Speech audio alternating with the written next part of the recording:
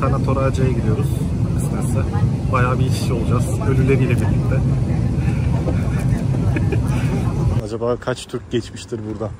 Kötü kokuyor. Bizi nerelere getiriyor bu mutlu Allah'ım. Yalnız olsam rüyamda gelmem buralara. Rüyamda bak. Ya kimse gelmez. Böyle rahat rahat yata yata gidiyorum. Ben bir otobüsün o kadar yüksek hızda böyle virajlara dönebildiğini hayatımda görmedim. O kadar yatabildiğini yani. O kadar sınırlarının zorlanabildiğini. Karadeniz'in köyleri mi bitti ya? 2 ölü göreceğiz diye inemiyor. Ah, bir köpek eksikti. Ağzına.